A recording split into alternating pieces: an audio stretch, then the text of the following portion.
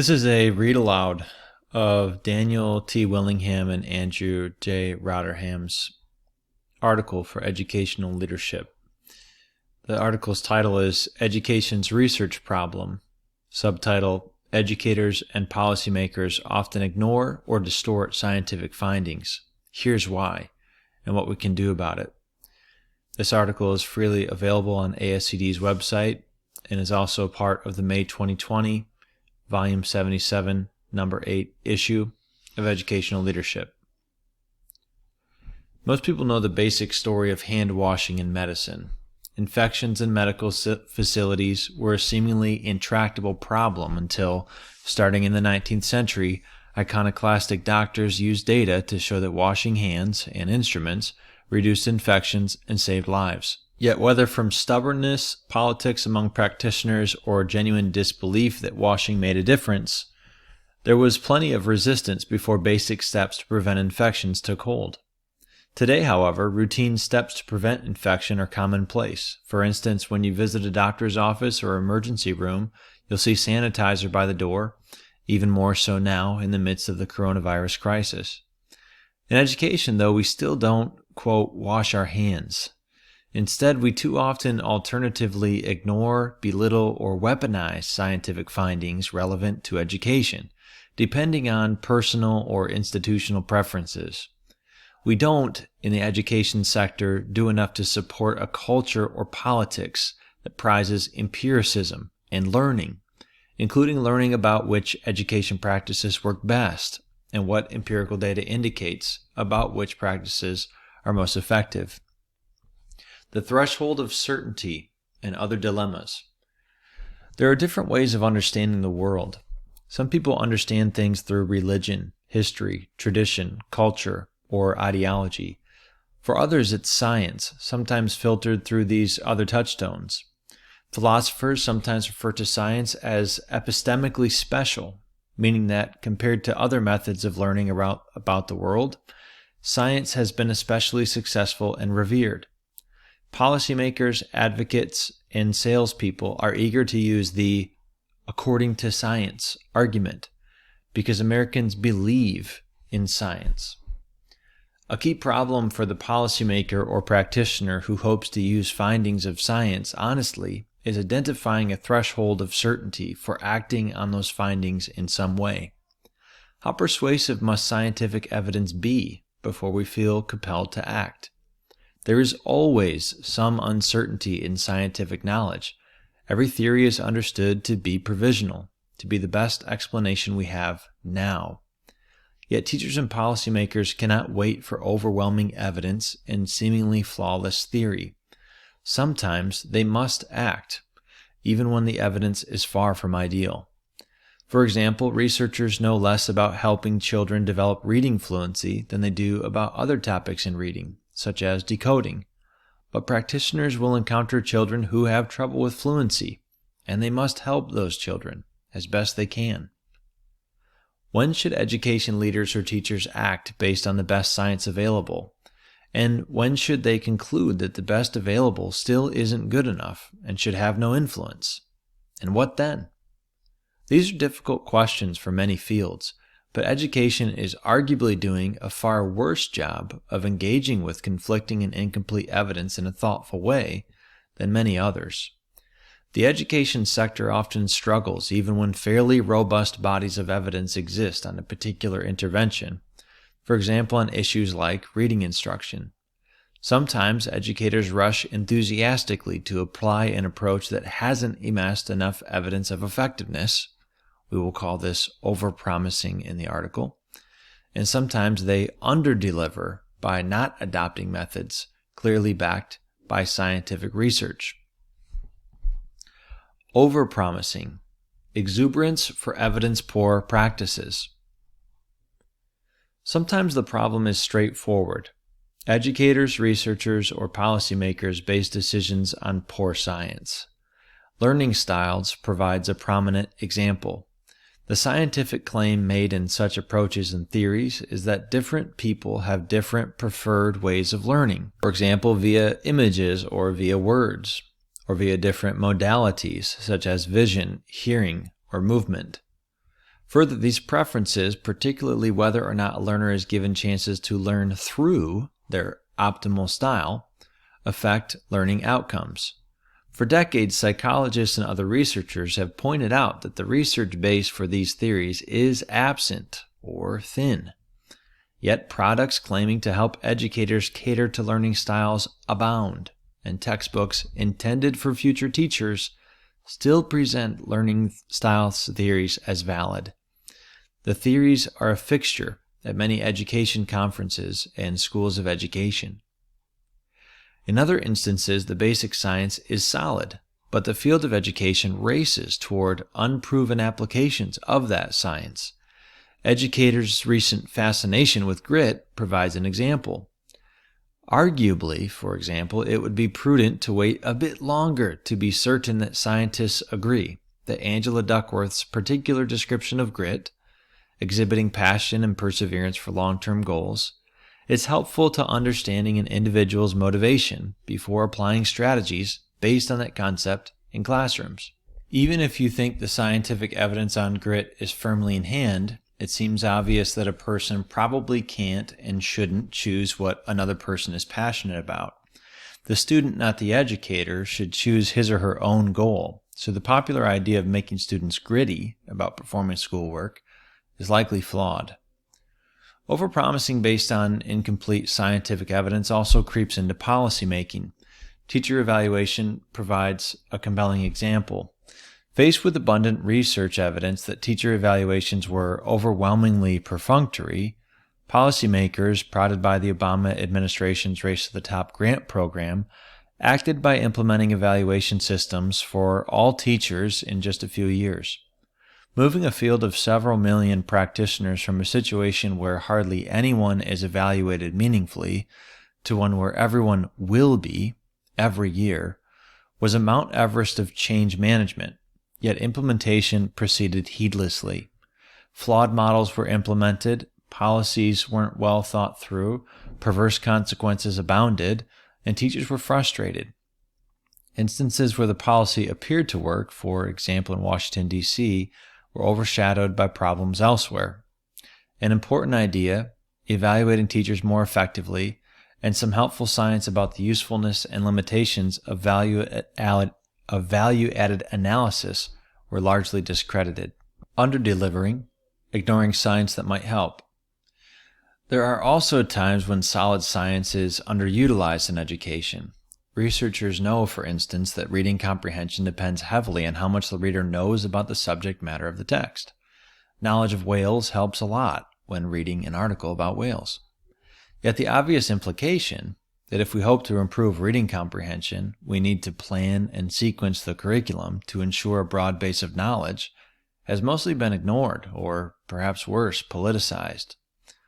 Phonics Instruction, systematically teaching beginning readers the relationship between sounds and letters and letter groups, is another example. The method was originally based on intuition and real-world observations, but scientific evaluations of phonics show that it's more effective than other common methods of reading instruction, a conclusion endorsed by a great majority of researchers. See the International Literacy Association 2019. Yet many early elementary teachers don't use the method because they were not taught it, or taught to disbelieve it, or are improperly trained, so they implement it haphazardly.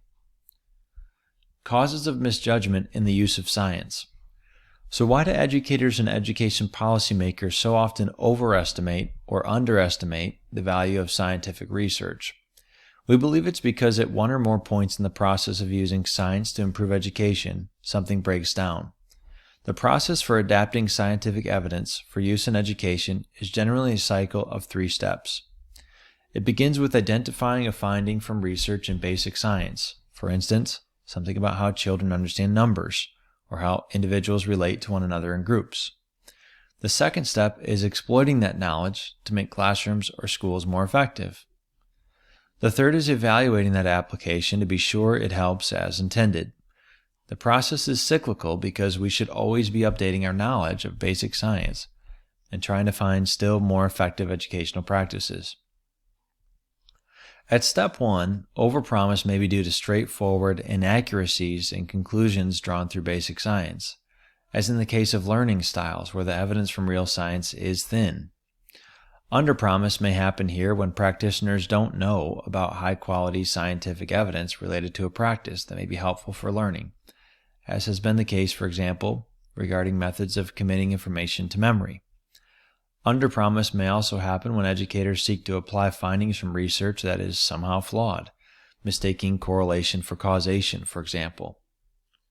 At step 2, overpromise may happen because people assume the process of applying basic scientific principles to interventions will be simple, which it rarely is. Alternatively, advocates for a certain approach or the media may hype a finding out of proportion to its place in a broader body of evidence.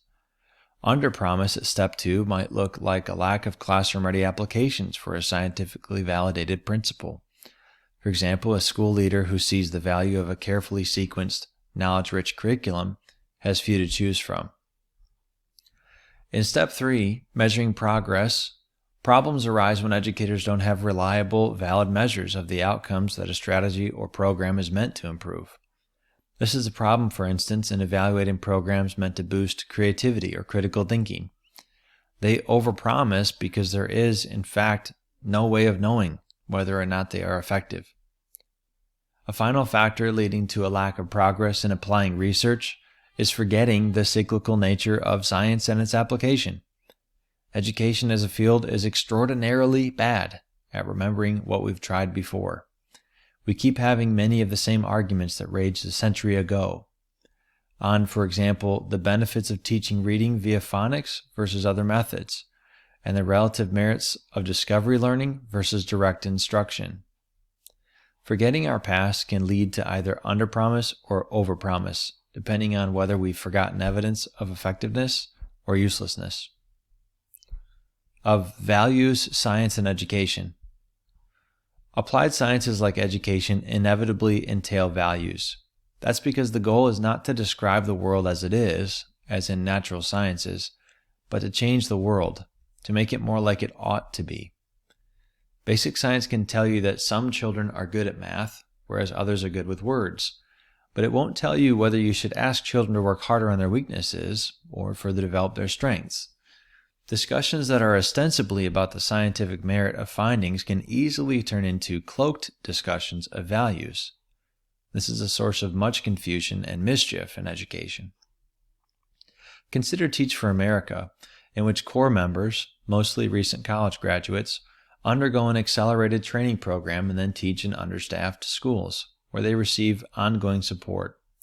The program has attracted a firestorm of criticism, but numerous studies indicate that, on average, its teachers perform as well or even modestly better than other teachers in the communities where they work. From a value standpoint, someone could certainly have concerns about Teach for America. For example, one might see value in teachers coming from children's home communities, or believe the accelerated training that Teach for America initially offers undermines efforts to professionalize teaching. Well-intentioned people can disagree on these and other issues, but rather than discuss them and attendant values openly, people with reservations about Teach for America often promote low-quality research and anecdotes that indicate the program doesn't work. Charter schools offer another example. A large body of evidence indicates that, on average, charter schools in the suburbs and rural communities are a mixed bag in terms of results on standardized tests, whereas charters in urban communities tend to outperform non-charter public schools with similar resources and students, sometimes dramatically. Again, reasonable people can disagree on a host of values issues around charter schools, for example, concerning the role of choice in education, or collateral effects charters have on school systems and communities. But again, instead of openly discussing values and their role in judging various options as well as data, values and empiricism become conflated.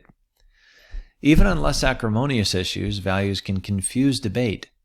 Discussions of education technology, for example, are often clouded by concerns about the role of technology in modern culture. Making it better. We suggest two approaches that might help educators, education policymakers, and researchers find a way out of this mess that we have created. First, those in the education field must become more respectful of evidence, starting with practitioners. Teachers need not be statisticians or researchers, but they should at least have a familiarity with basic research principles and methods, including common threats to validity. We expect district leaders would benefit from more experience and training in this arena as well. We recognize, however, that their time for this work is limited. In other fields, professional organizations provide leadership to ensure that reliable, timely research summaries are available to practitioners, as the American Medical Association does for physicians. The American Federation of Teachers and the National Education Association could provide a valuable service to members by offering a systematic, scientifically literate reviews of prominent research findings, and of findings that should be prominent, but currently are not. Second, we must become more respectful of and transparent about values. Schools are political creations, so values are embedded in their DNA. We goad people into using science and data as a weapon to defend their position when we disrespect them for speaking about values.